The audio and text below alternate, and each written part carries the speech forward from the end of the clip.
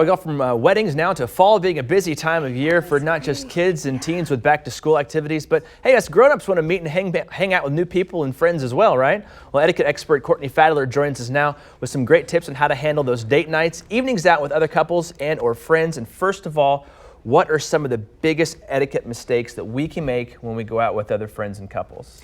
I would say it's a great question, and I would say the biggest overall mistake is being far too casual. We've all become so casual with how we conduct ourselves sometimes. So, you know, that old-fashioned chivalry is not dead. So the idea of opening the door for your date, walking up to the door and actually, you know, saying I'm here and versus texting them, even if it's your 20th date. Sure. You know, standing up, I love this too. I see this oftentimes when people are seated at a table and maybe a lady needs to leave the table for a moment. Standing up when your date leaves and coming and sitting back down when they come back. All those niceties that kind of make it for a special evening, right? Opening the door for them.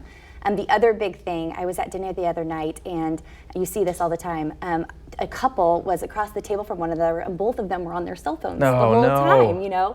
And so too much cell phones are going on dates as well. Put the devices down and just be able to focus on one another. Now that's something I was going to talk later about, but let's talk about cell phones right now, because now when my wife and I go out, obviously we have kids at home, so we have to be in touch with the babysitters to make sure anything's going wrong. But sometimes we'll have her leave her phone at home, or I'll just keep mine in my pocket and just try to, you know, I know it buzzed, but it's probably not mom and dad, right? Right. That's an awesome thing. And I hear all sorts of tricks too. Some people say, you know, they put them under their leg or down in the purse.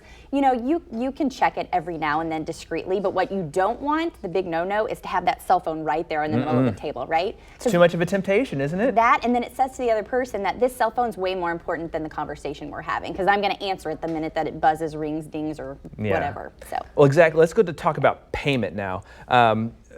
Obviously, who picks up the tab, and also going out to dinner with couples. You know, you're always approached by that question. All right, is this on the same ticket, or split it, or what's the best practice for splitting up the check here with couples when you're going out together? Yeah, especially when you have a group of couples, right? Because you might have some who are, you know, having copious amounts of wine. That'd be my side of it. Or and then you might have the other side who, you know, maybe they're just enjoying, you know, a soft drink that evening, and so it's not fair to split that type of a cost. The best way to handle split checks, no matter what you do, is to let the waiter know the first thing when you sit down as well, so that they're aware of how it's going to happen. And then the group has set the expectation too. You know, this couple is off on their own and maybe two others are splitting, however that works. But let it know in the beginning so that everybody's comfortable with it and there's no big issue at the end. Okay. If you're on a one-on-one date, oh yeah, here we go. That gets a little bit more tricky. If you're a female on a date, you know, you can certainly offer to pay, and it can go either way, and you would do it at the beginning so you knew what split checks were. But the general rule is the person who asks is the person who pays.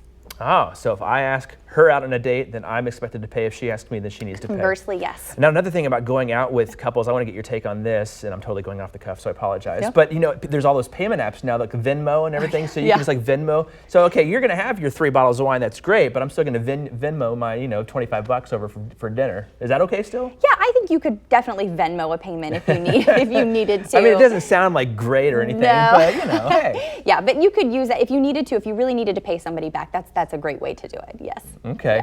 All right. Sometimes we can get into talking about politics and maybe things that aren't the best dinner conversations.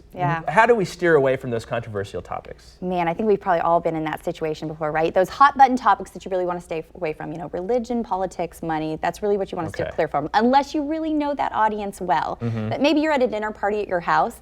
The way that I navigate this one, if, you know, it's starting to get a little too heated on, you know, gun control or whatever it might be, you might get up and just start refreshing people's drinks. You know, who needs another cocktail, right? Whatever, and then it kind of disrupts it a little.